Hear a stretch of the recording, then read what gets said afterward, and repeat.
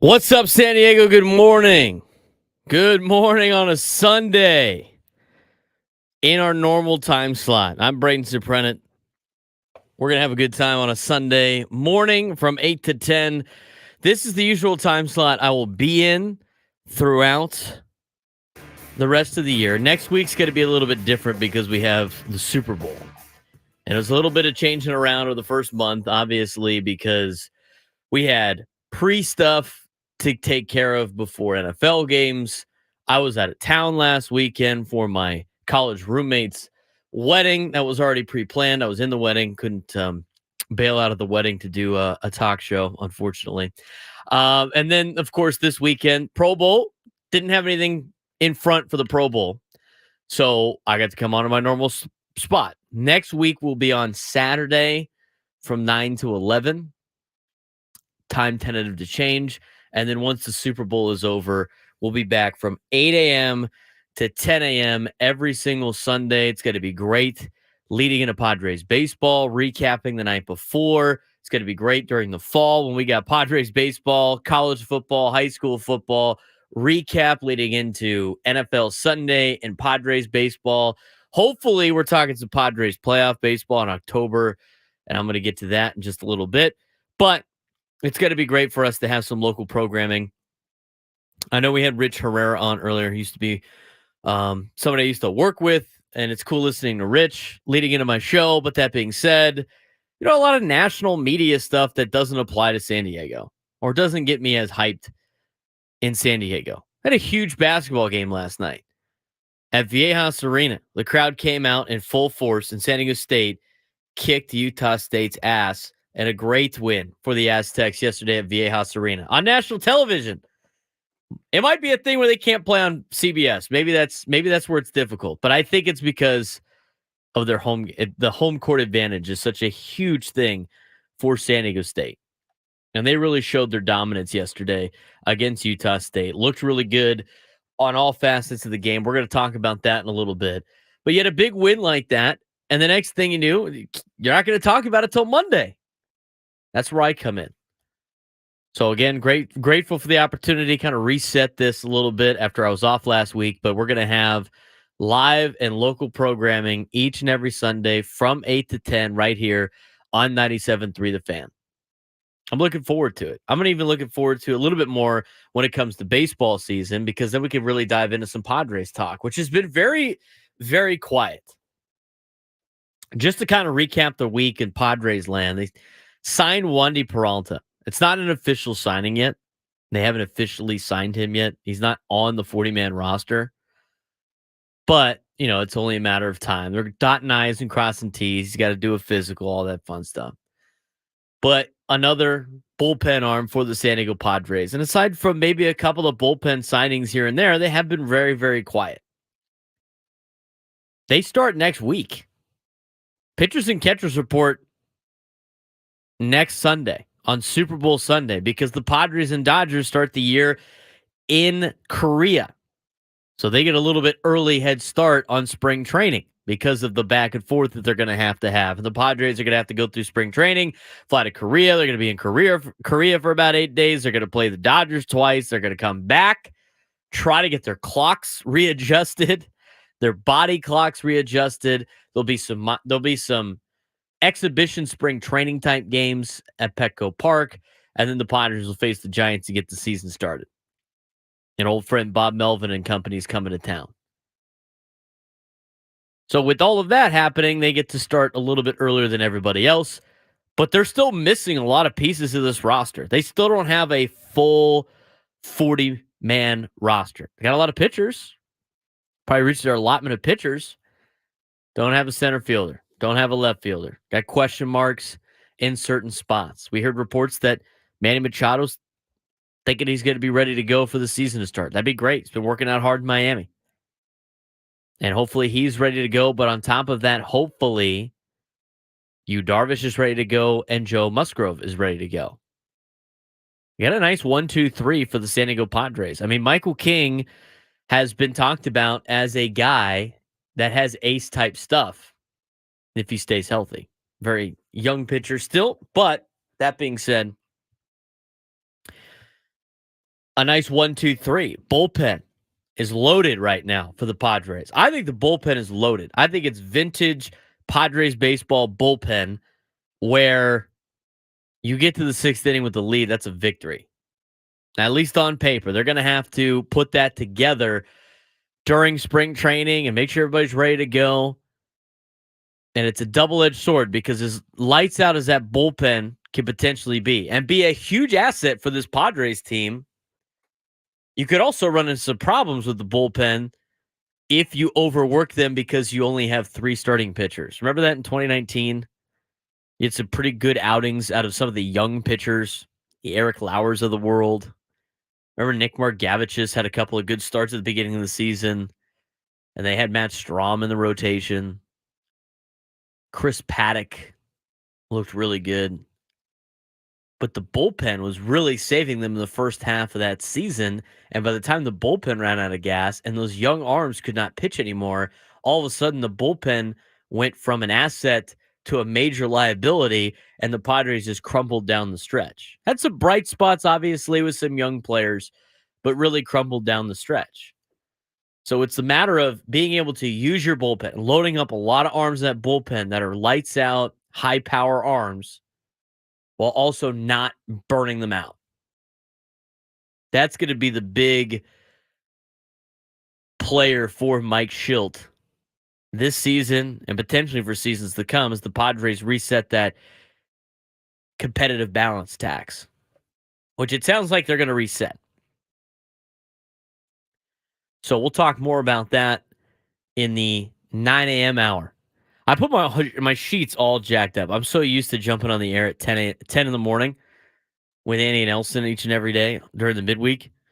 So I had everything down. It's like 10 in the morning to 11 o'clock hour, 10 o'clock hour, but it was really 8 and 9. When I signed up for this, it was a great opportunity. Waking up this morning, it was a little tough. And I didn't even do anything. I didn't even go out last night. My family was at a wedding. Congratulations to Jason and Rachel Patel, who had a wedding yesterday. I was not there. I had a lot of different things I had to do. I had USD women's basketball last night on a phenomenal college basketball afternoon. I mean, yesterday's if you were a college basketball fan, you must have turned on the TV early in the morning, put on Fox, watched UConn and St. John's, and went all the way through the evening to Gonzaga and St. Mary's. I mean, we had so many great basketball games yesterday in college basketball. In the middle, I went and worked the USD women's basketball game. They played host to San Francisco. And, good for Cindy Fisher and the USD women's basketball team for snapping an 11-game losing streak to finally get a win after losing 15 of the last 16 games. Just absolutely brutal stretch to go out and beat the third best team in the West Coast Conference in standings in the San Francisco Dons and beat them by 11 points. The sigh of relief, the excitement after the game of those girls that have put in so much hard work to finally get a win. It was great to see. It was one of the best things I've seen all weekend. I got to talk with Cindy Fisher after the fact and in a post-game interview. She was so elated about the win. It was like a monkey just felt like off her back for getting the win.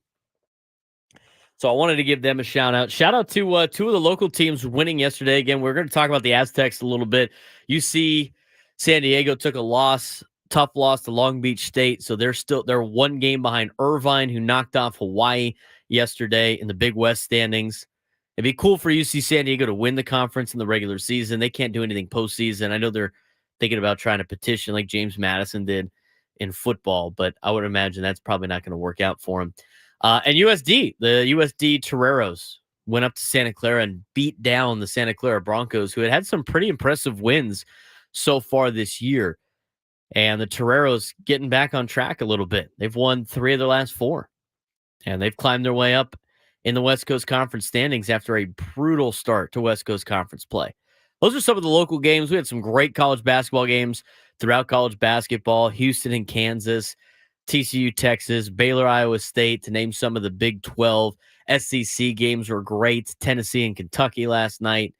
I mean, you go down the list of all the college basketball games. It was a nice little teaser coming up for March. We're still a month away from March Madness, still a month away from, really contested college basketball, but this is the time where it's really heating up in conference play. And San Diego State really sent a message to the rest of the Mountain West Conference that they're still around. Despite 3 losses already in conference play, they're still around. They're still one of the best teams. They're probably still one of the teams to beat, because if you want to beat the Aztecs in the regular season, you got to go into Viejas and get a win, and there's not a lot of teams that could do that. That's why they're 11-0 right now at home at Viejas Arena. We got a great show planned today. I want to get the phone lines going. I want to answer your questions in the chat. We are streaming on YouTube. We're on Twitter. We're on Facebook. Thanks again for starting your morning with us. If you want to jump in on the phone lines, 833-288-0973, 833-288-0973. I'm going to check some of your comments as much as I can during the show, but I'm also going to do it, a little bit off air. It's a one-man band back here as I have taken over the station at 8 in the morning on a beautiful Sunday. A beautiful Sunday morning before the big rainstorm hits. Remember to batten down the hatches tonight and tomorrow. Should be a ton of rain coming San Diego's way, and get yourself prepared for anything that might come its way with the rain. We're going to talk a lot of Padres today. We're going to talk San Diego State basketball when we come back. We're going to talk about, the bracketology look of what the local teams look like right now with San Diego State, as well as the rest of the college basketball field. Just kind of see what's at stake for the Aztecs. We're going to talk about the Pro Bowl. Not really the Pro Bowl, but more so about all-star games in general. As a kid, I used to love all-star games. Really love all-star games. I thought it was super cool. It was great seeing the teams, wear their own uniforms individually. When it comes to the baseball all-star game, the Midsummer Classic, to see all the teams in the National League toe the line on the field, get introduced, hear the fan reactions for some of the players of the teams that were rivals of the host site, to see the Padres represented in the all-star game with the Padre uniform on. I mean, it was kind of a cool thing. And to see the best of the best all out there, playing. And a lot of them would play very hard, especially in Major League Baseball. I thought their all-star game was always one of the best. It was cool to see that in the Pro Bowl every year when they would go out to Hawaii. And, they'd have the same jerseys, but they'd all have different helmets. You see the guys playing. And it was a fun thing to kind of partake in, and a fun thing to watch back when, they would just go out and play.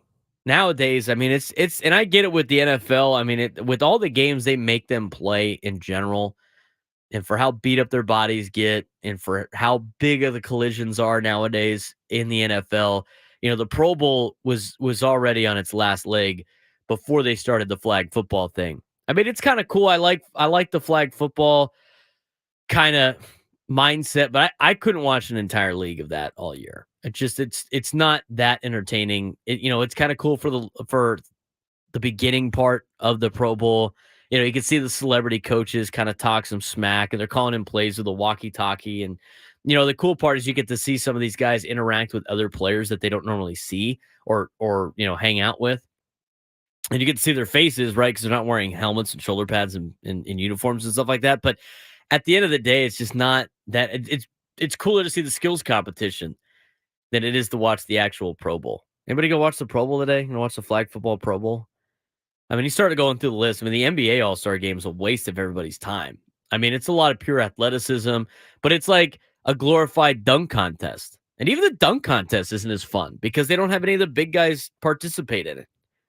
Same thing with like the home run derby. It's a lot of younger kids that want the big payday now. And Pete Alonso, who treats that like his World Series every year, which is kind of ridiculous. But is it time to get rid of all-star games? It's kind of a cool showcase. I think it's great for kids to see all of the stars in one particular spot. I think it's great for local tourism and everything like that. But there's got to be a better way, because it doesn't seem like you can play games anymore. So I don't know if I'm going to be tuned in the Pro Bowl. Probably not. And it's kind of interesting with the flag dynamic, and we're going to talk about that a little bit. I'm not a huge flag football fan as a traditional football, coach and player, But I do like the perks of what it does to bring more kids to the game, to bring, now girls to the game with girls flag football. CIF has girls flag football now, which is, I think, the coolest thing ever. It gives, ladies an opportunity to go out there and play football. And it definitely is going to grow the game. You could never have tackle football in the Olympics. You could never have it. But they're going to have 7-on-7 flag football in the Olympics. And the NFL is encouraging their athletes to participate in it. That's going to be fun.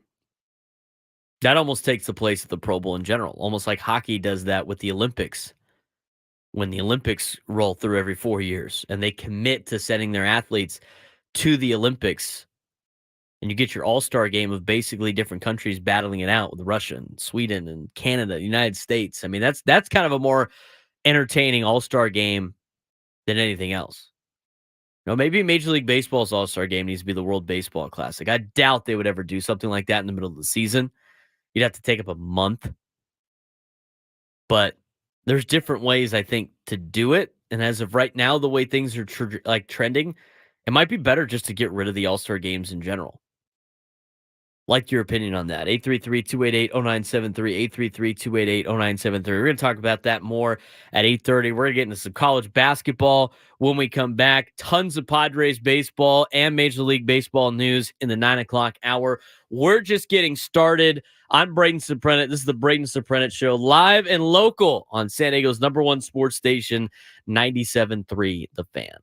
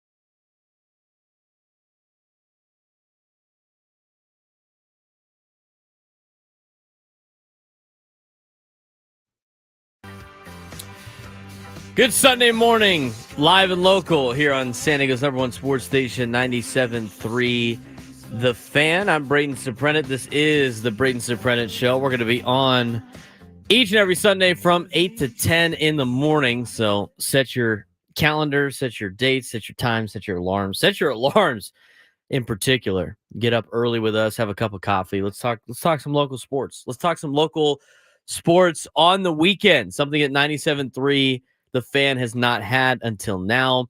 I am grateful for the opportunity to be with all of you this morning.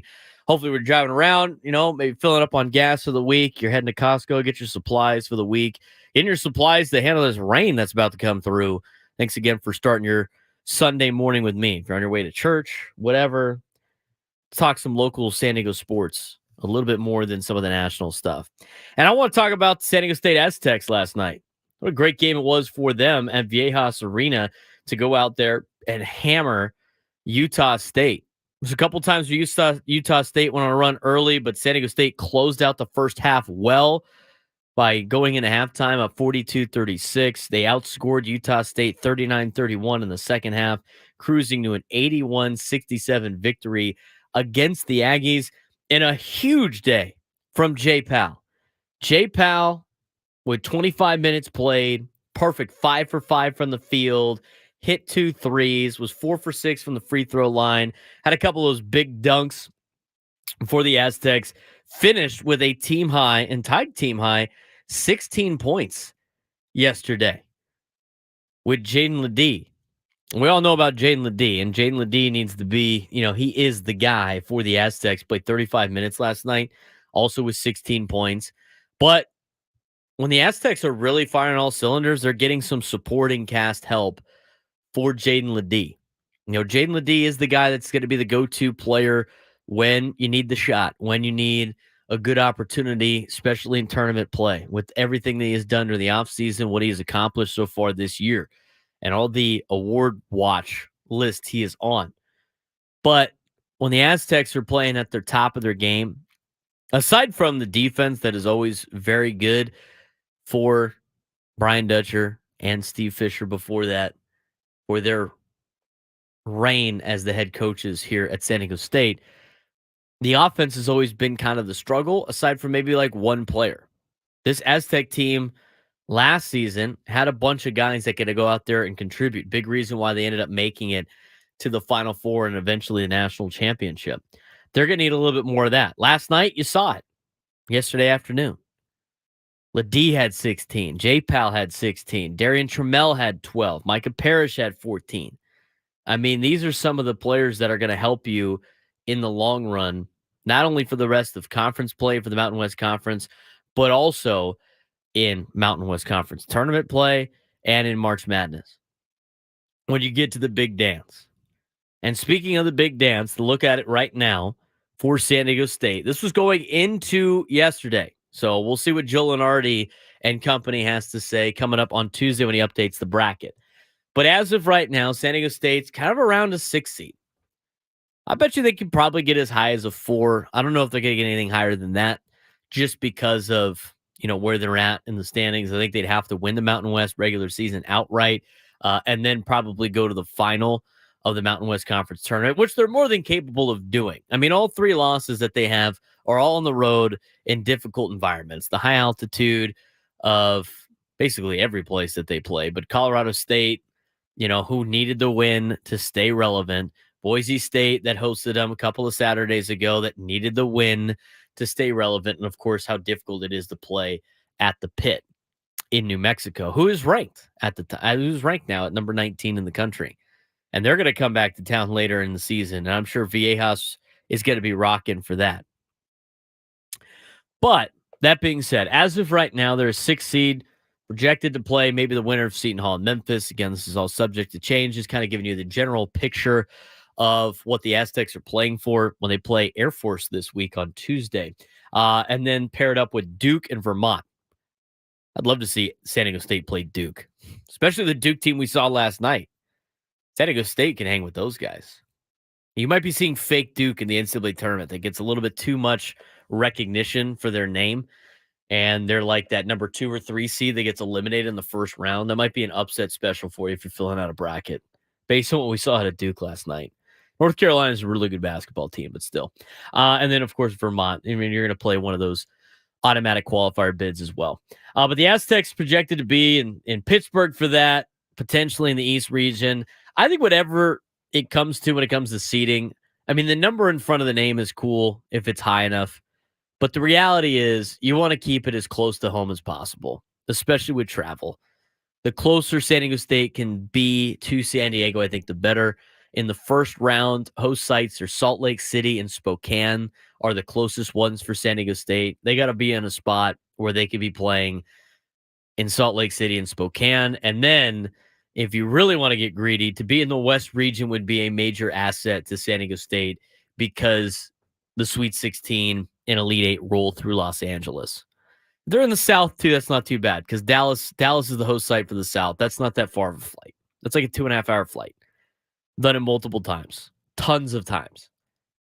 It's a big reason why, even though I keep talking about San Diego State going to the Big 12 and everybody talks about travel, I mean, that's an easy flight for San Diego State to make. It's a lot easier to get into Dallas than it is to get to most cities in the Mountain West Conference, or towns, I should say, for some of the size of these cities that they play in.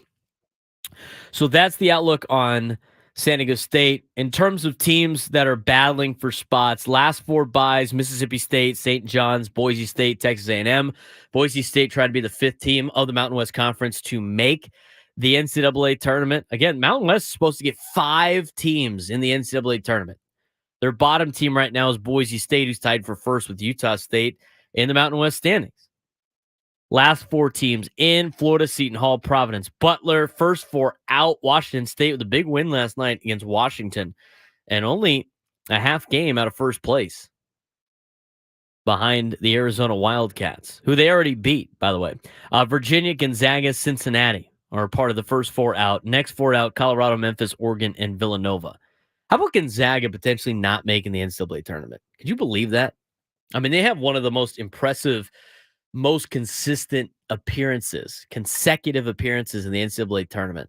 And they took a loss last night to St. Mary's, who is better than them in the West Coast Conference. I mean, Gonzaga is like the 3rd best team in their conference this year. But they're a potentially outside looking in of the NCAA tournament. That would be a sight to see. It really would. That would be a sight to see. Gonzaga not making the NCAA tournament. In terms of the conference breakdown, 9 teams of the Big 12. We're not surprised. The Big 12 conference in basketball is what the SEC thinks they are in football. I mean, it's just a bloodbath every single night in the Big 12. If you haven't watched Big 12 basketball yet, you got to turn it on. It's like vintage ACC basketball. Every game is an absolute battle. You got teams that win 2 top 10 games in a row, followed by 2 losses. The teams that are, in the conference that are near the bottom of the standings, followed by 2 more ranked wins, another unranked loss at home. I mean, it is just a gauntlet of a league that San Diego State should try to get into. I talked about that 2 weeks ago. I'm not going to spend every Braden Surprenant show talking about that, but again, for San Diego State to play Houston and Kansas in the same week would be insane. You imagine Viejas Arena then? I mean, they got excited for Utah State. You think when Houston comes to town, do you think it's not going to be any different? You think it's going to be any worse? Absolutely not. Mountain West Conference, though, is really good in basketball. They've done an exceptional job. Other local scores: Long Beach State beat UCSD last night, 85-76. USD beat Santa Clara 70-59. Good for Steve Lavin and company. They've won 3 of their last 4 games in the West Coast Conference, trying to climb with a lot of freshmen. Tough loss for Eric Olin and the UCSD Tritons. They're now 9-2, which puts them in second place, tied for second place with UC Davis, who they had already beaten, and 1 game behind UC Irvine. That will be a rematch coming down to Lion Tree Arena on February 24th. Not going to want to miss that one. If you haven't been to UCSD yet for a college basketball game, we all know about Viejas. But if you haven't been to Lion Tree Arena yet, that's the day you're going to have to go. Put February 24th on your calendar right now if you like college basketball, because UC Irvine's good. They're a good basketball team. And UC San Diego is the next up and coming Big West school that's going to be good in all of sports for years to come because of the resources they have and because of the desirable location they're in. Look at the Big West Conference. All of the UCs and Cal State schools, aside from Fresno and San Diego State and San Jose State, obviously, with the addition of Hawaii. But it's Cal State Northridge and Cal State Bakersfield and UC Davis and going down the list, Long Beach, Santa Barbara, Irvine, UC San Diego, Hawaii. And you start looking at some of these Big West schools in the Big West Conference. Look at the schools that are good year in and year out and every year, in every sport. UC Irvine, UC Santa Barbara.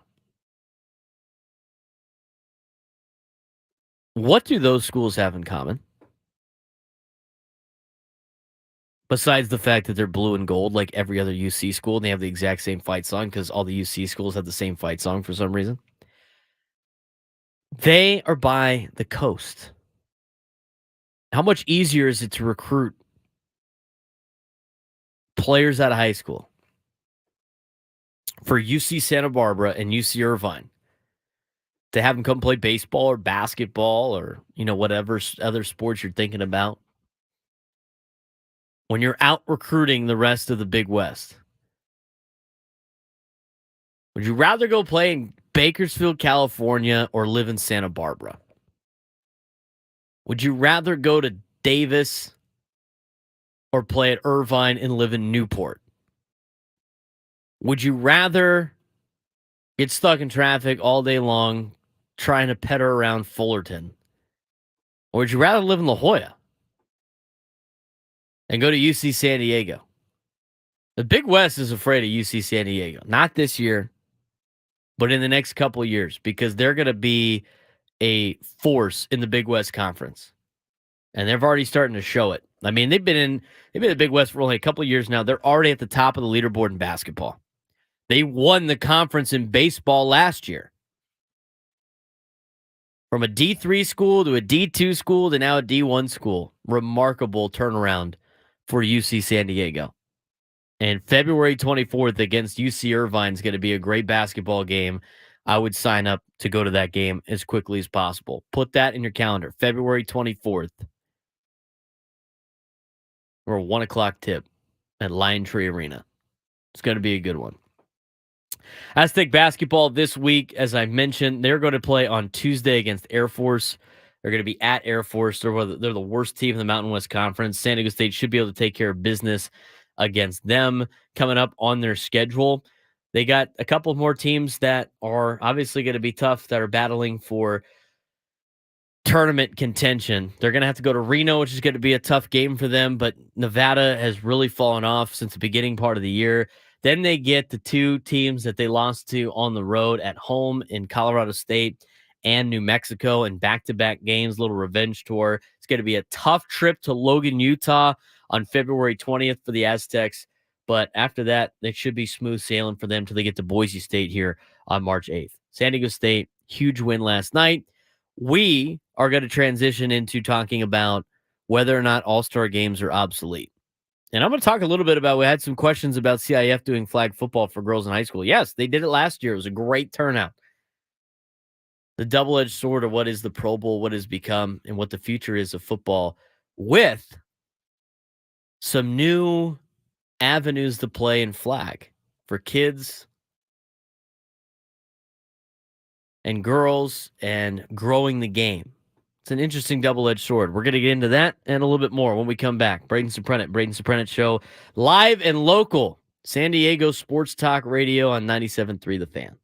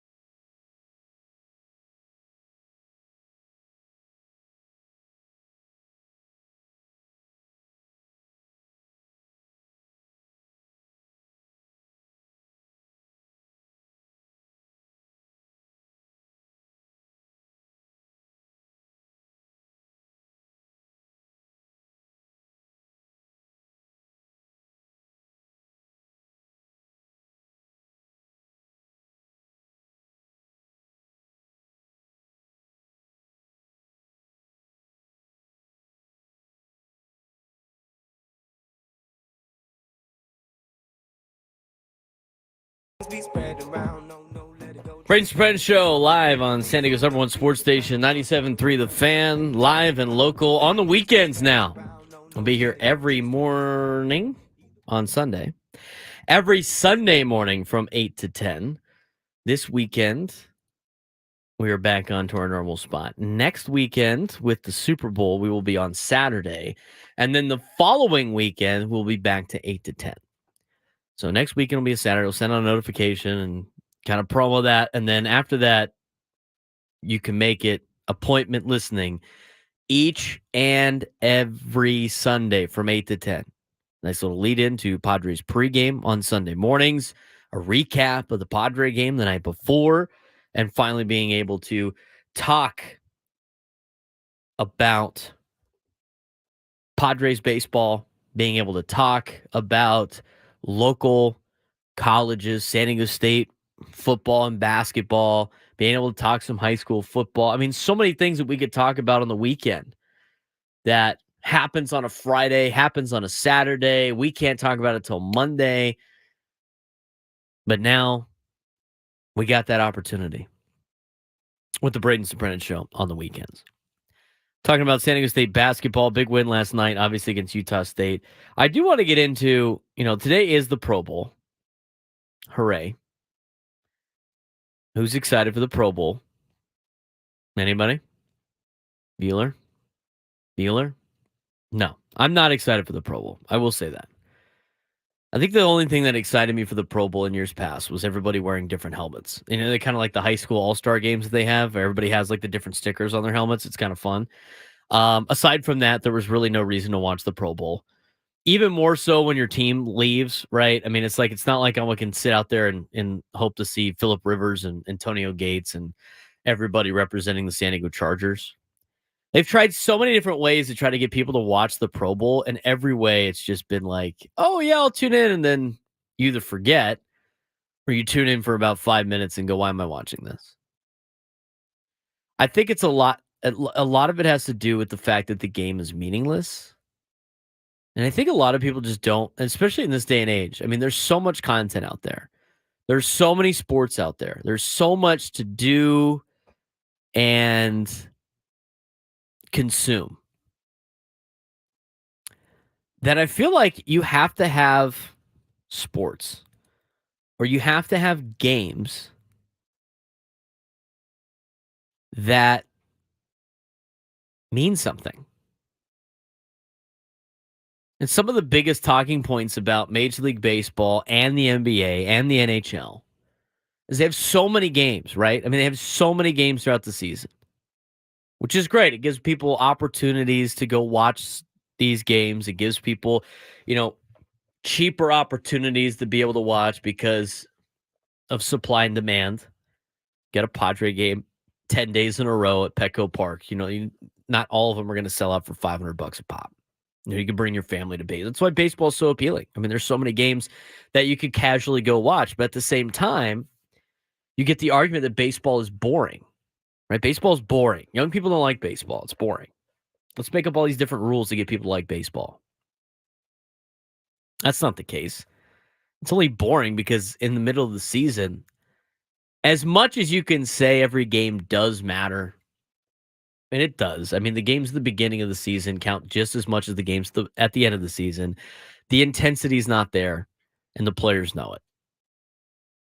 Because a couple of at-bats in the middle of June against the Rockies on a Tuesday night is not going to knock them out of the playoffs. Theoretically. Psychologically, it's not going to do that. And so the intensity is down. And the only time you see high intensity in Major League Baseball is for big series during the regular season. Some big-time rivalry series. Two teams battling for first place. Padres, Dodgers. I mean, I remember watching, before the Padres finally started getting a lot better, I remember watching Dodgers, Giants going, this is so cool. I wish Petco Park was like this. Then sure enough, Petco Park did turn into that because winning brings people to the seats. But I think there needs to be some type of meaning for some of these games in order for people to watch them or be interested in them. Aside from a very small population of people that have this diehard love for particular sports. And I would consider myself part of that group for football to an extent. I'm a huge football fan. The Pro Bowl does nothing for me. Absolutely nothing.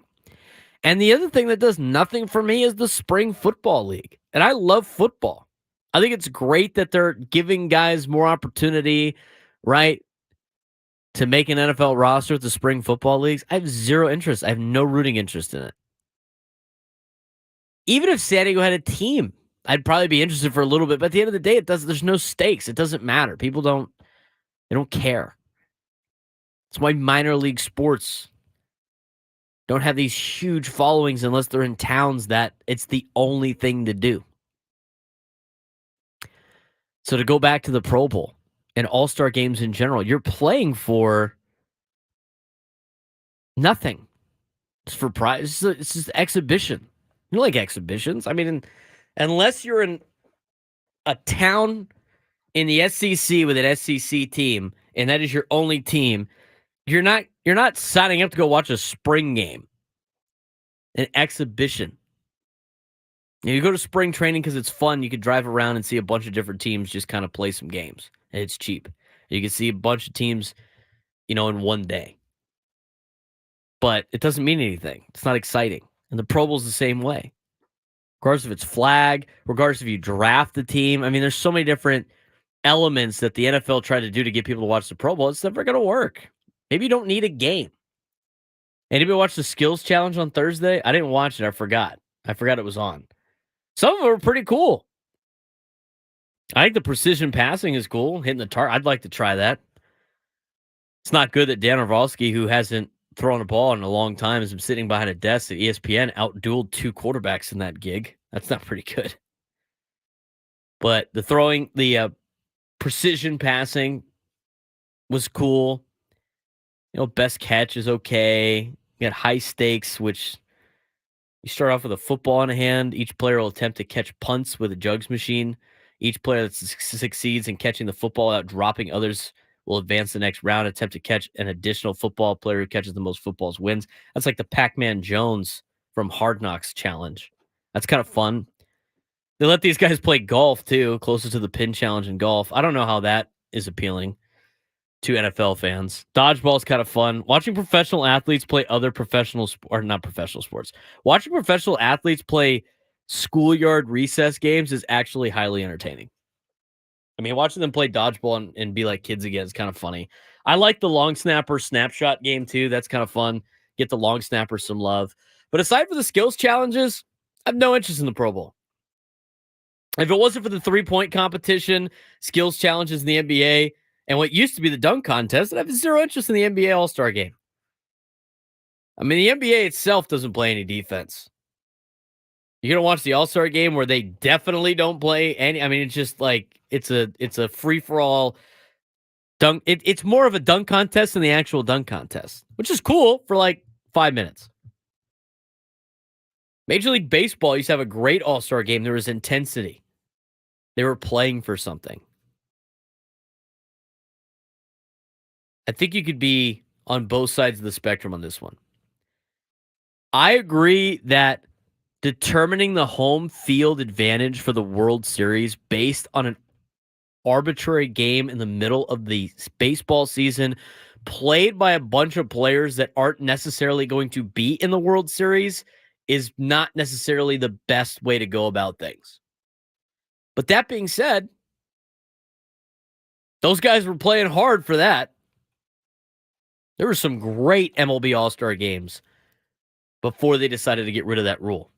Is it a dumb rule for the World Series' sake? Absolutely. Does it raise the stakes and get people to play hard in the All-Star game? Yeah, it does. I'd say it does. The NHL All-Star Game's kind of fun. They do like a tournament. I like that. Divisions play against each other in a 3-on-3 tournament. To me, that's the only kind of fun one now that's left. But I think you have to be kind of into hockey for that. And again, at the end of the day, it's like it's just bragging rights that our division's better than yours. But again, it's arbitrary because some divisions kind of coast and others, go really hard. The flag football thing is interesting to me with the NFL. It's a big push for them. Obviously, with everything going on with the concussions and the CTE investigations, and some of that's a little bit blown out of proportion, but a lot of it is still good research, still being researched. And you have that battle between California and youth football, tackle football. And Governor Gavin Newsom shut it down. He said parents should be allowed to choose, which I agree with. Parents should be allowed to choose whether or not their kid plays a sport or not. But it's a major push from the National Football League for flag football to try to grow the game because they know the numbers are down throughout high school football. Maybe in some states, not as much as other states, but they've done a great job of pushing flag football to give kids an opportunity to enjoy the sport that everybody watches on TV and to still be able to play it. And I wouldn't be surprised if they're trying to come up with a flag football league. I don't necessarily know if I'd watch it, but they're pushing it very hard. I think them trying to grow the game with flag football in the Olympics is going to be a huge way to try to grow the game internationally. They keep trying to push football to Europe and to Mexico and to, Asia and all over the place with all these games, these London games, games in Germany, games in Mexico City, games. I mean, there's so many games all over the world right now trying to grow the game. The best way to grow the game is get the youth of those countries to play your sport. Because as much as you want to expand the different teams, the only way you could do that is by adding more talented players, and you got to grow the game in other countries, just like baseball did for a long period of time. So I like where they're going with the flag football. I'm going to talk more about that when we come back. And in the next hour, the last hour of the show, we got a lot of Padres baseball to discuss. A lot of Padres baseball to discuss. They start in 1 week. Pitchers and catchers report next Sunday. Will they have a roster in time for that? We'll discuss that and much more. Coming up next, second hour, Braden Surprenant Show, San Diego's #1 sports station, 97.3 The Fan.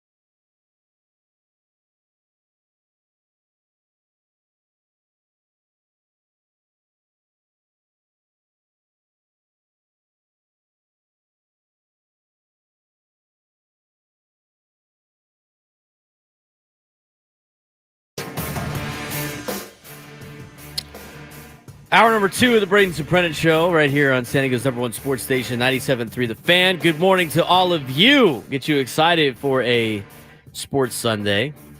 Although we got no football on today. And all we really got is the Pro Bowl. We talked about that going in the last break. And I don't want to spend too much more time on the Pro Bowl. But I do want to mention some of the good things about the rise of flag football. And the rise of flag football, with the Pro Bowl games, but more importantly, in growing the game and growing football throughout the world. A lot of it is pretty cool, obviously, with, some of the different things that they've done with flag football. More importantly, as we talked about it before, the new CIF sport last year was girls flag football, which is great. And a lot of girls signed up for it throughout San Diego County. They had tons of teams. And a lot of schools that played flag football last year, and I would imagine the numbers will continue to grow on that foot and help grow the game with the female population, letting them play, which is outstanding. Love to see that. I think it's also great about the promotion of flag football with the youth and letting kids be able to play flag football at younger ages and creating these flag leagues, and the NFL really pushing the flag leagues as well. I'm a big tackle football fan. I think it does wonders to your growth. I think you learn a lot from the game of football. But, I do think there's an ease-in period that you need before you start tackling and putting the pads on. And I think flag football has that outlet. And I think what they're doing with flag football, not so much as being into the Pro Bowl games, but with flag football, being included for men's and women's sports in 2028's LA Olympic Games, I think it's pretty cool. And the fact that the NFL is backing it by encouraging their athletes to participate in it is going to be awesome. And some couple quotes from, some of the players that were at the Pro Bowl about flag football and the Olympics. Dallas Cowboys wideout CeeDee Lamb said, "I'd rather have a Lombardi trophy, but I'm okay with a gold medal." Of course, the flag football games on Sunday could decide the winner of the Pro Bowl games, as both the AFC and NFC play all those skill competitions to rack up points, and then the flag football game ultimately, has the most points to decide who wins the Pro Bowl, I guess. But the idea of NFL players participating on a flag football Olympic team was well received among Pro Bowlers this week, similar to the reaction of NBA players when the Olympic participation was open to American professional basketball players in 1992. Jesse Bates III, Falcon safety, said that's a big deal. He had a career-high 6 interceptions this year. "Sport of football has changed my life and a lot of other guys. I would definitely like to play if I learn how to pull a flag." Stephon Diggs said he would 100% be in favor of playing. "Flag football should be appreciated," he said. "Not even just men, but we also can involve the women too. They've been taking over flag for a long time. It's a perfect opportunity to get everybody playing one sport, representing America as a whole, and hopefully getting a gold medal." This is a sport that obviously the United States will dominate for the first couple of years, but hopefully it helps grow the game internationally a little bit more so than just playing games in other countries. I like what flag football is doing in growing the game. I think it's a nice asset for the NFL to have, because eventually it's going to get kids that want to go out there and play the real thing and go play tackle football. So good on the NFL for really pushing it. Good on the Olympics for making it a part of the Olympics. I'm looking forward to it. I'm looking forward to what it could potentially be moving forward. Super Bowl is next week. I'm sure we'll have you covered on what's happening in the Super Bowl coming up this week. Super Bowl week on 97.3 The Fan. Talking about the Chiefs, talking about the Niners. I don't like the super hype of major games, especially when you have all this downtime. Like in college football, once they seed the playoff, let's play the playoff. I don't need a month of talking heads talking about each way any of these teams could win, including 2 years ago when my own team was in the college football playoff. I thought I was going to be a lot more into the coverage. It just turned out to be the same thing over and over and over and over again for a month. At least with the NFL, it's only like a 2-week period where you have to lead up to the Super Bowl with the overhype and the over analysis and the over breakdown of everything. But next week is an important date, not just for the NFL, but obviously for the San Diego Padres. Caught your attention now, didn't I? San Diego Padres are reporting to Peoria, pitchers and catchers, next Sunday on Super Bowl Sunday. They get the early trip out to spring training because they're playing the first game for Major League Baseball in Korea. And it's going to be on March 20th and 21st, their first 2 games in Korea against the Los Angeles Dodgers. So Padres and Dodgers will be in Peoria, in Arizona. Padres are going to be in Peoria, obviously. Dodgers are going to be at Camelback Ranch. But they're going to be out there getting ready to go for the 2024 season. It's here. The offseason is over. The regular season starts, the regular beginning of the regular season starts next Sunday when pitchers and catchers report. We're in baseball season mode now, San Diego. How do you feel about this Padres team entering next week? They have a lot of holes still that have not been addressed. I do think the Padres have a really bright future. We're going to talk about that later on at 9:30 and why the Padres' future is so bright and what A.J. Preller has done to help the future of the Padres, which at one point last year looked kind of bleak with the farm system. That has now drastically changed almost overnight. And it's going to get even better by the time the draft and the All-Star break and the trade deadline rolls around. We'll spend more time on that at 9:30. But this Padres roster as constructed, you have on the 40-man, if you pull up the 40-man roster on Padres.com, they have 2 outfielders listed. That's it. That's all they got. They got Jose Azocar and they got Fernando Tatis Jr. That's it. There is nobody else on the 40-man that is an outfielder.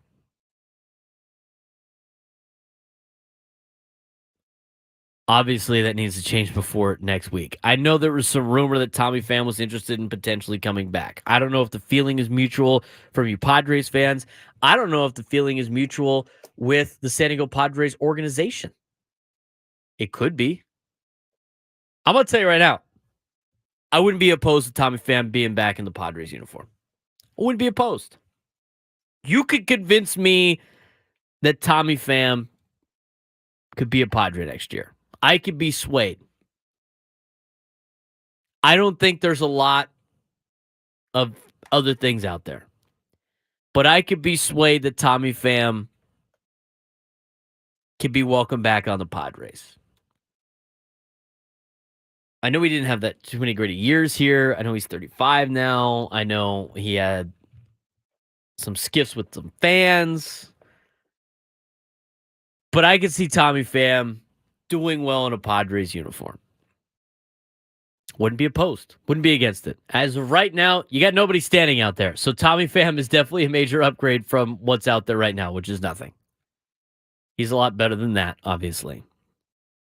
Jurickson Profar and Tommy Pham. You got to save money. You still got to be under the CBT because at the end of the day, as much as Padres fans have been craving a World Series, and I mean craving, they have to reset the CBT this year. I'm telling you right now, be patient, Padres fans. Be patient. They're going to reset the competitive balance tax this season. That is a fact. That is going to happen. If it doesn't, that means they change their plan and they want to change what's going on, which might set them back. And we've seen the Padres change their plan and not stick to their plan a lot over the last couple of years. But the plan right now is they're resetting the CBT, which means to safely stay under it and still be able to maybe pick up somebody at the trade deadline if you're in contention, they got about $18 million to spend. And that's it. That doesn't go a long way. And you got to fill 2 spots. Tommy Pham, I think, is an easy answer. I don't think he's going to cost you a lot of money. I think you could sign Jerickson Profar on a minor league deal, maybe even a very small major league deal, and invite him to camp. And I think you could roll with that. Now, with that plan, you need to have Fernando Tatis Jr. roaming in center. I think that's where he's going to play in the next 2 to 3 years anyway. He's too athletic to just be in right field. When you can put a decent outfielder in right field that's got a good power bat and is there mostly for offense. And I know Fernando's kind of like that, but the guy's such a phenom athlete, he needs to be in center field. And this is where you let spring training develop him into being a center fielder. But I'm not opposed to Tommy Pham. I'm not opposed to Jerickson Profar. I don't really want to start either of them the entire year, but beggars can't be choosers right now. You got to fill out a roster while still trying to keep the CBT low. Fair enough. Other parts of the Padres roster. Infield set. Your infield's good. It's Kim, it's Bogarts, Machado, in some sort of order. All of those guys can play all 3 spots at second, shortstop, and third. I know they're not going to move Manny or Bogarts, but Kim can play all positions. And then you got Cronenworth at first. I'm not a huge believer in Jake Cronenworth being a first baseman. I don't agree with it. I don't think it's the right decision for the Padres. I think he's better suited as a second baseman. I spent last show I did a couple of weeks ago on why you need to trade Ha-Seong Kim. So I'm not going to say that again. But they're better off by having an actual power hitter playing first base, not Jake Cronenworth. Jake Cronenworth as a second baseman fits a mold. Jake Cronenworth as a first baseman, you're not getting the same value. You're just not. Because at first base, you need a guy that puts the ball in the seats and that drives and runs. And Cronenworth's not a power hitter. He could hit doubles to the gap. He was good at spraying the field. In 2020, when he was at his best, that's what he did. Now, moving to first base, it just seems like he's trying to be the power guy, which he's not. He's just not that guy. He's just not that guy. So they need a first baseman / DH in reality. Again, these are all things that need to happen before next week. Not necessarily before next week, but you're putting yourself behind the 8 ball if you don't. Position players are pretty much that's what you have. You have a hole at first base / DH. You got 2 holes in the outfield. On the bench, you got nothing on the bench. I mean, you got Higashioka, which is fine. But I mean, you're gonna carry 2 catchers with Brett Sullivan. I doubt it. You know, Jose Azocar should be on the bench, but as of right now, I guess he's in the outfield because you only got 2 outfielders. Tucupita Marcano, who got DFA'd from the Pirates. I know he's a former Padre. I mean, serviceable, I guess, but he's not. You know, do you want him coming up in the 9th inning when you need a pinch hit? I don't.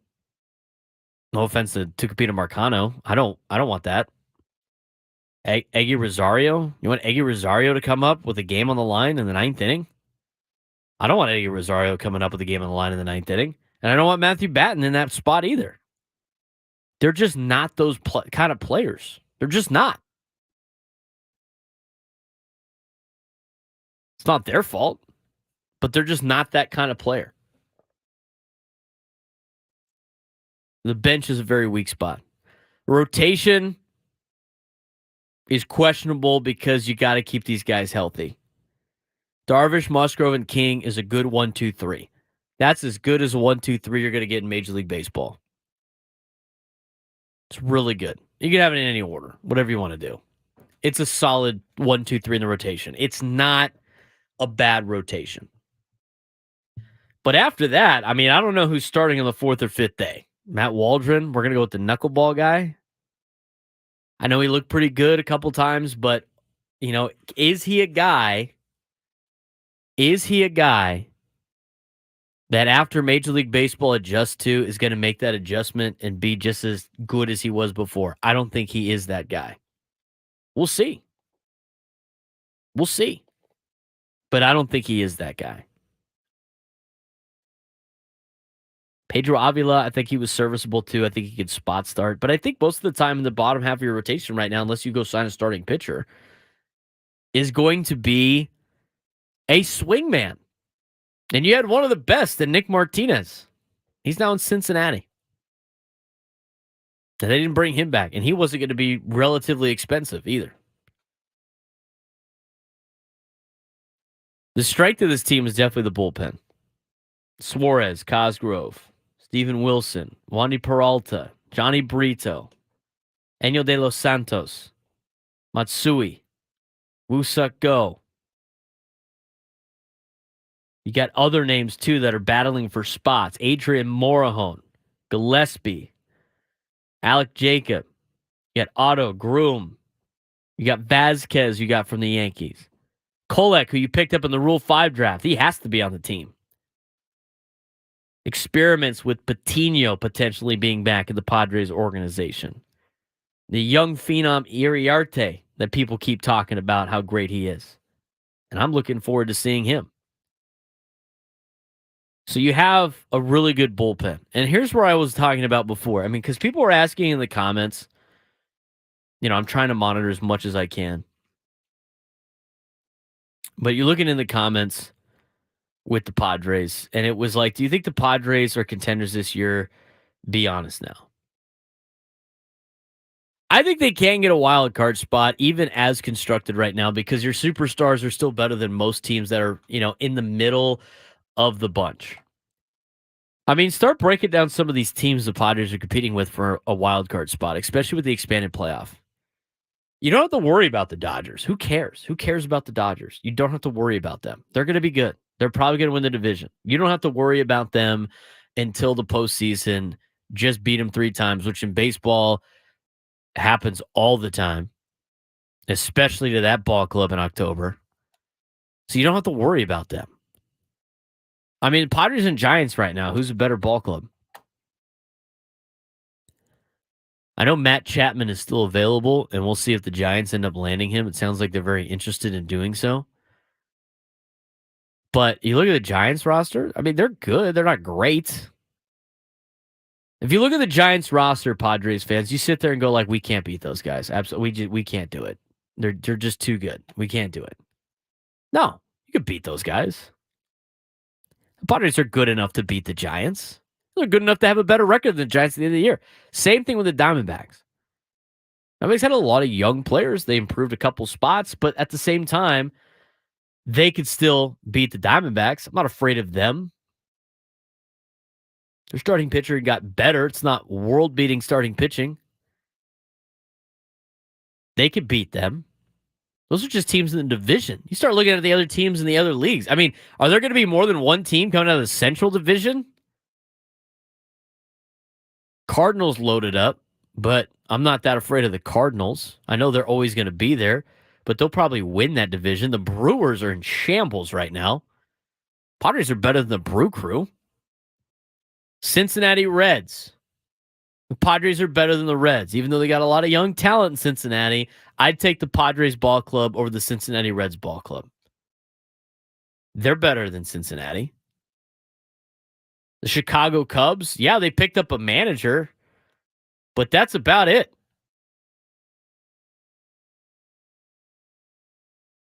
They're not a scary team either. And the Pittsburgh Pirates, they're not competing for anything next year. Again, young players on some team-friendly deals now, but that's another division I'm not afraid of. There's 3 wild cards. There's 3 wild card spots? 4 wild card spots? 3 wild card spots. Look at the East. Miami Marlins, not afraid of them. Kim Ng's gone. Not afraid of the Marlins. Competition with the Phillies, I think they're going to be tough to beat. I think the Braves are tough to beat. Right? I don't think the Padres are at those 2 teams' levels. The New York Mets, cut money. Cut money. They're doing the same thing the Padres are doing. Are the Mets scary? No, the Mets aren't scary. The Mets do Met things all the time. They're not scary. You worried about the Mets? I'm not worried about the New York Mets. Not worried about the Marlins. And I'm not worried about the Nationals. I mean, start going through the teams. They could totally be as a wild card team as constructed right now with the 3 starting pitchers they have, with the 3 superstars they have. Just on talent alone, they should be in the conversation for a wild card spot. I mean, in the conversation. If the Padres finish 10 games out of a playoff spot, I think that'd be highly concerning. Something disastrous must have happened because they could hang with all those teams. So could the Padres be a wild card team? Yeah, absolutely. Can they go on a run of the world to a World Series? I don't know if they have the depth for that. But I will say this. All you got to do is get in. As we've seen year in and year out, just get in and you have an opportunity. Because the baseball playoffs are such a crapshoot. There's no guarantee that any of the top teams will ever win. With time off in between, with pitching matchups, with rest, with the flukes of baseball in general, you got a chance.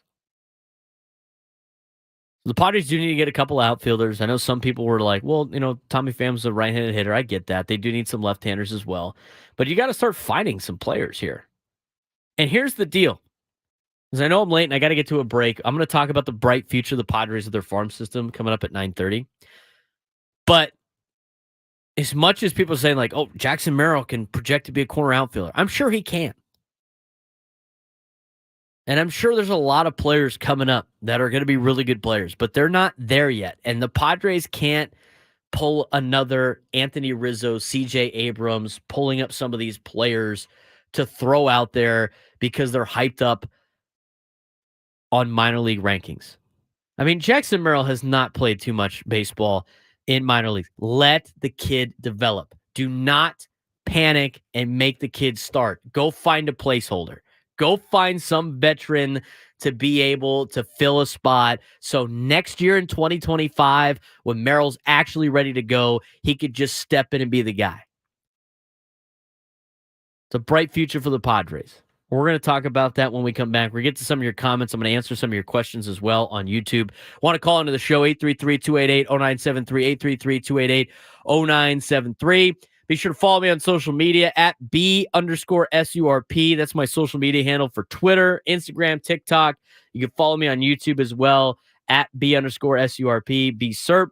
Make sure you follow the station's accounts, 97.3 The Fan on YouTube. Thanks to all of you for joining us on a Sunday morning. I'll be here each and every Sunday from 8 to 10, live and local programming. Braden Surprenant Show, San Diego's #1 sports station, 97.3 The Fan.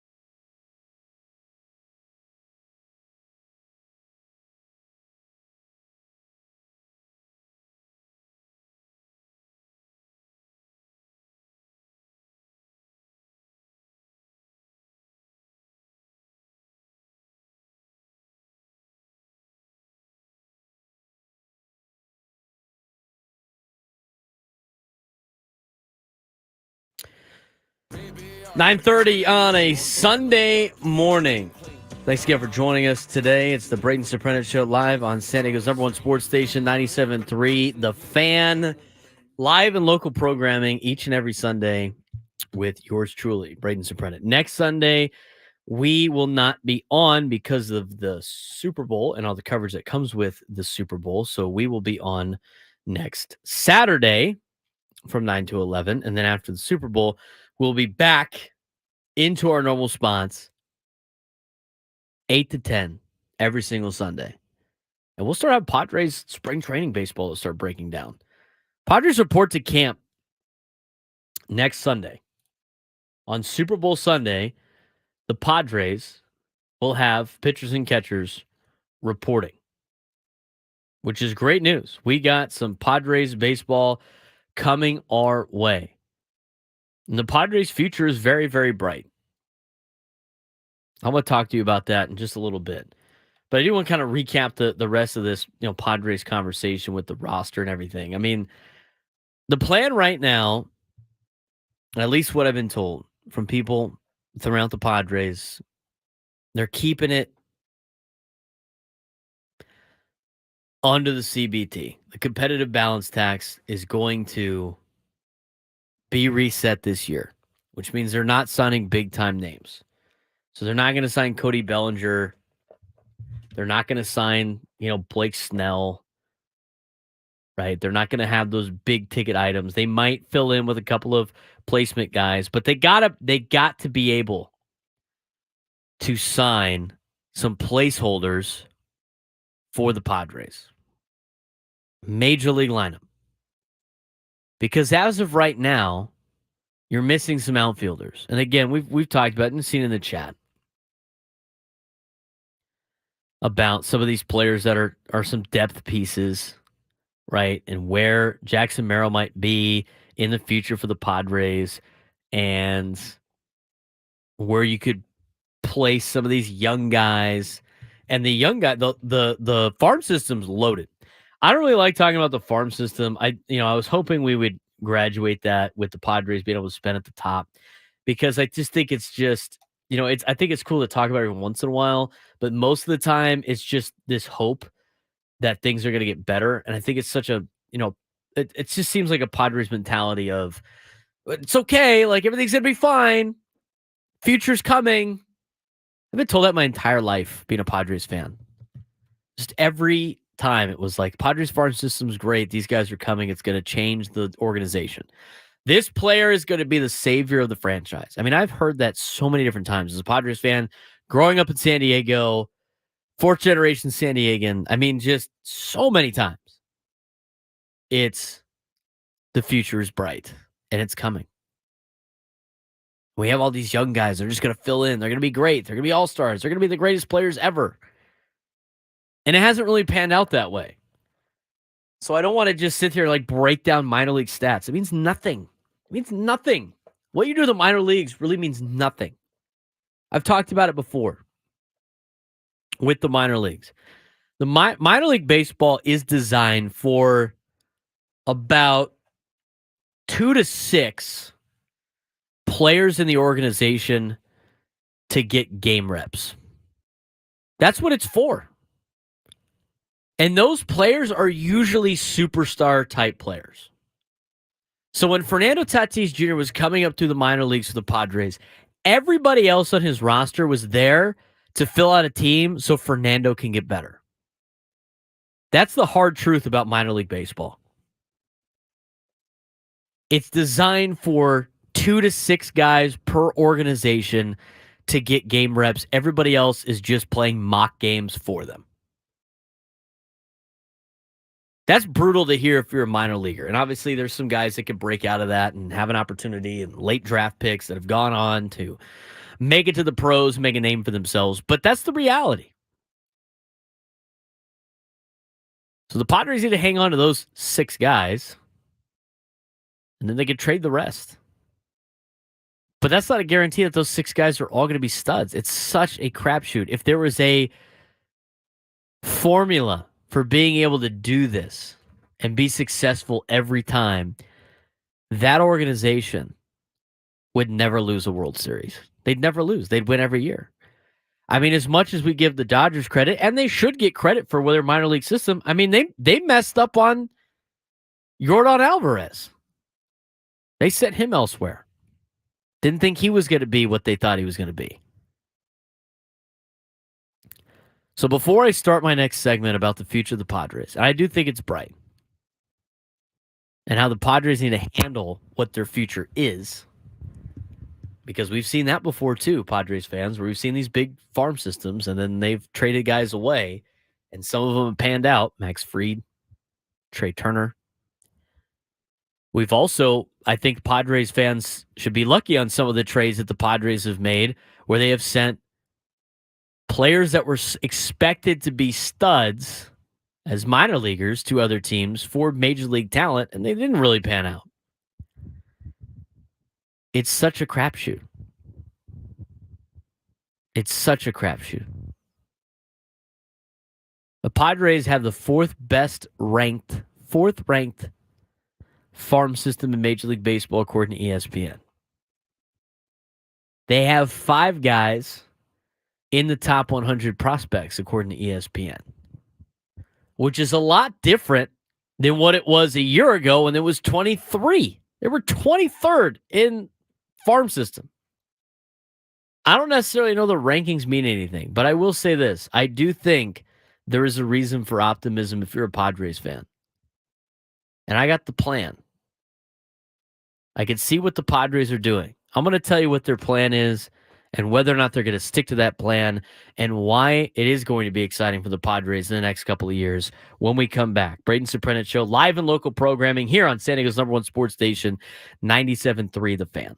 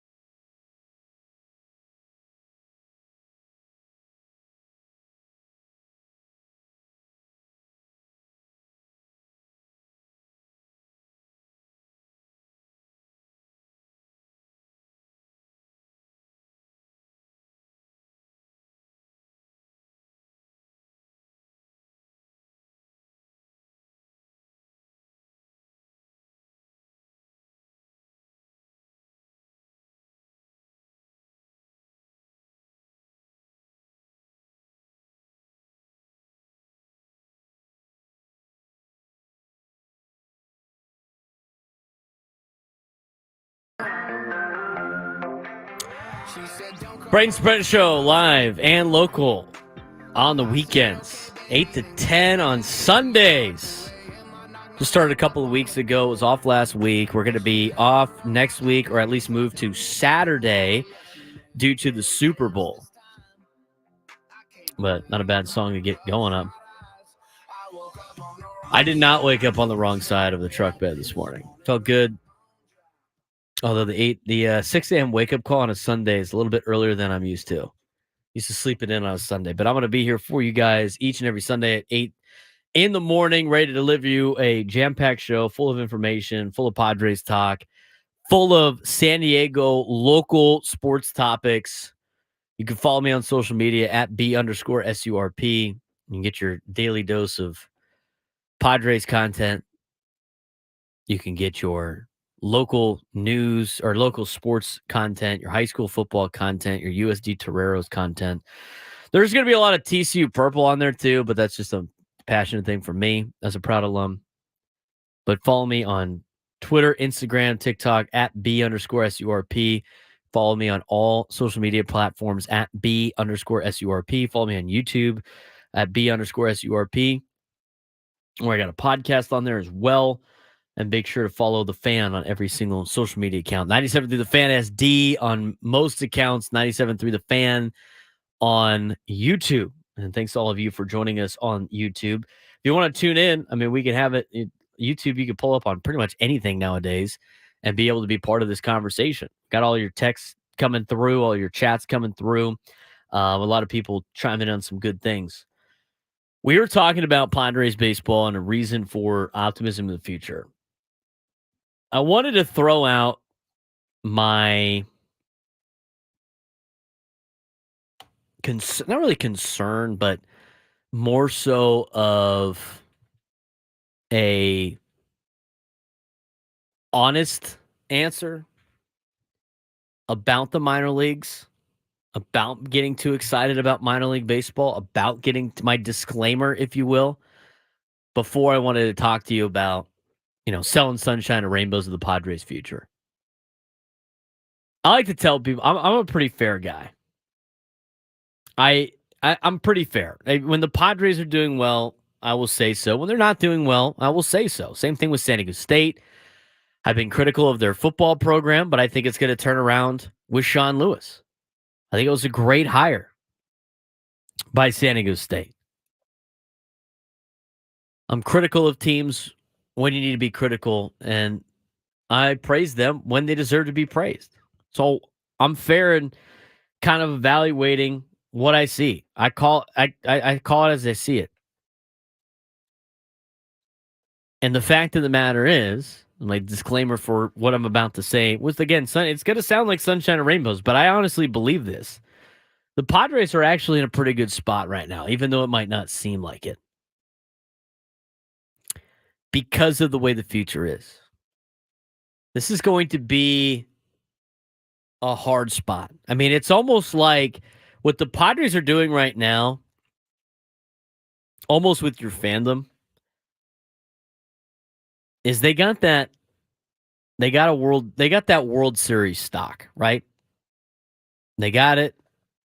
It's in either their 401k, their personal portfolio, and it was really high.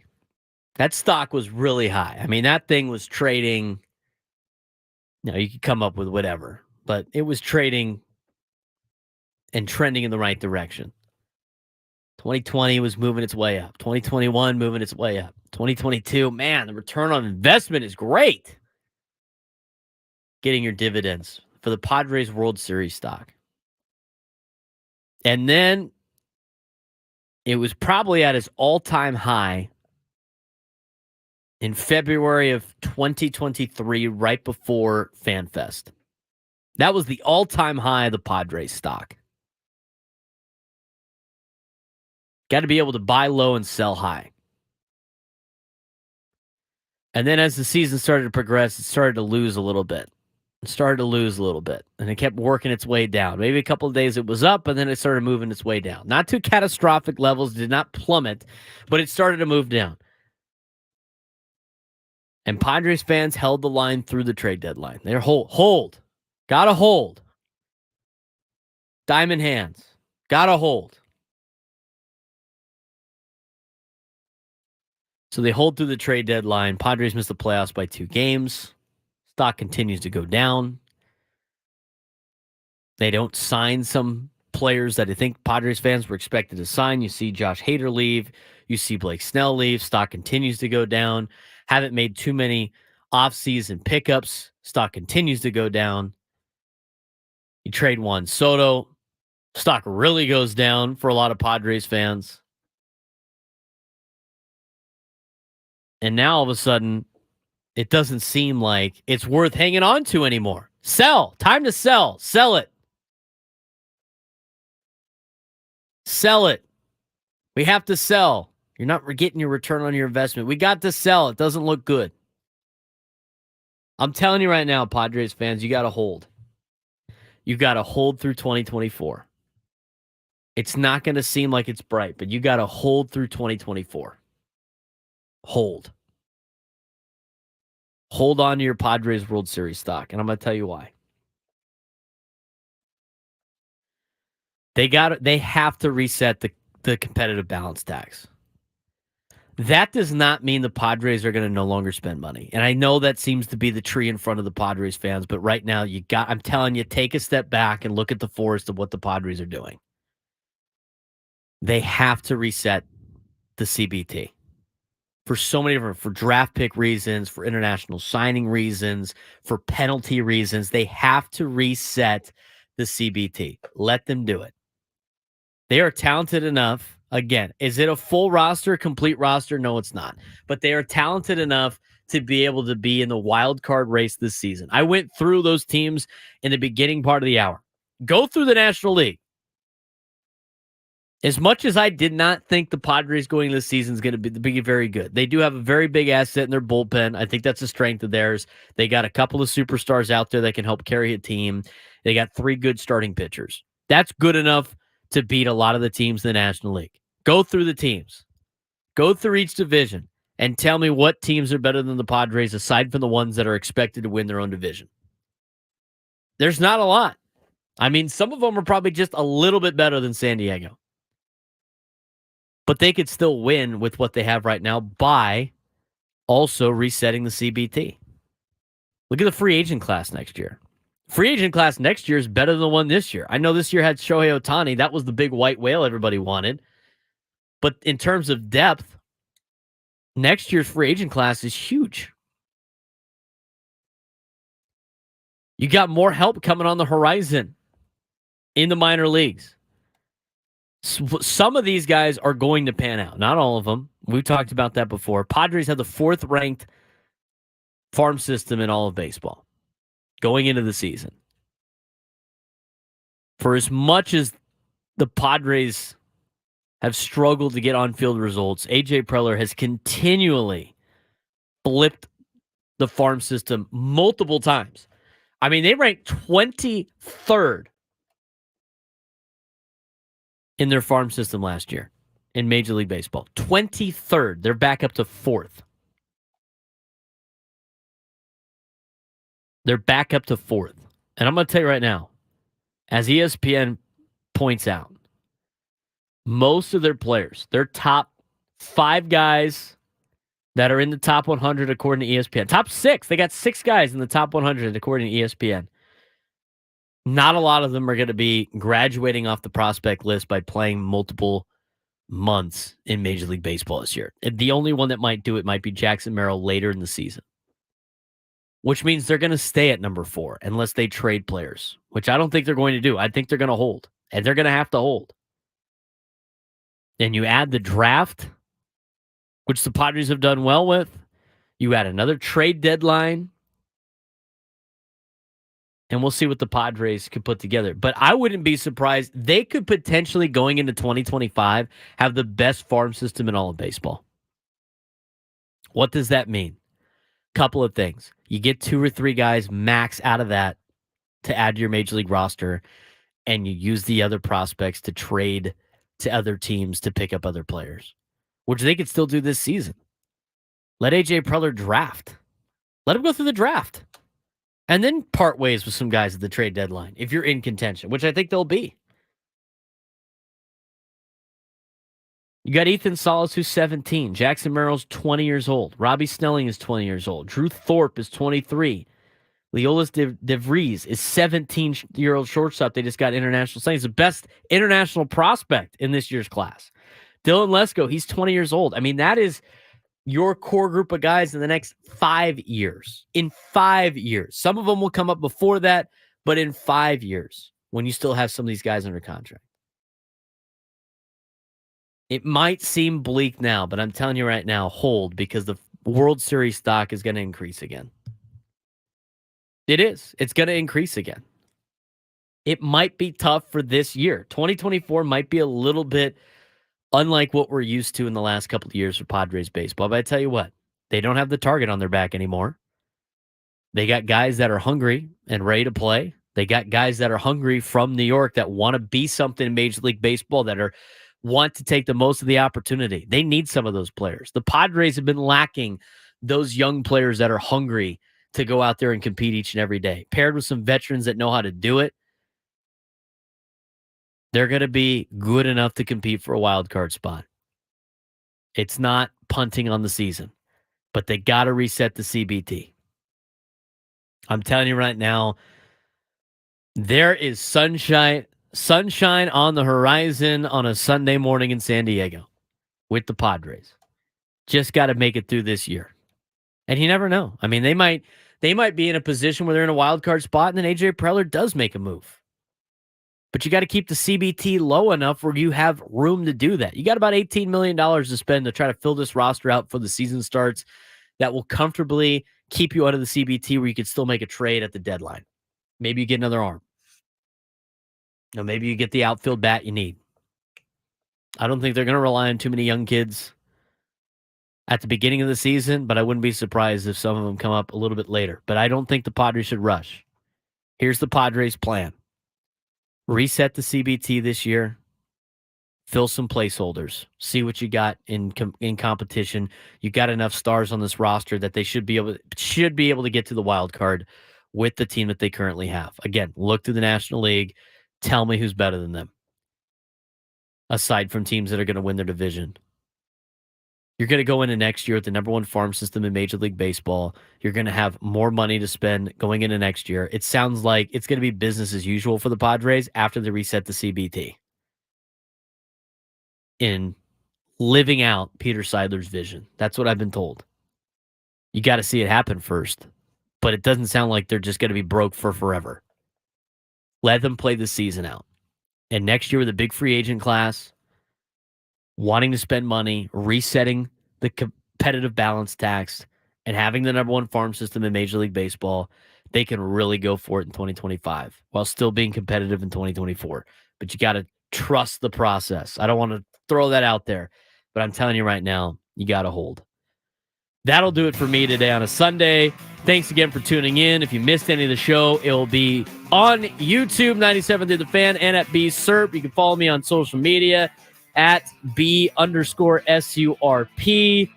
Thanks again for all of you for tuning in. Go back to national programming. I'll be back on Saturday. And, of course, you can catch me on Annie Nelson each and every day from 10 to 2. I'm Braden Surprenant signing off. Have a good rest of your weekend. San Diego's #1 sports station, 97 Through the Fan.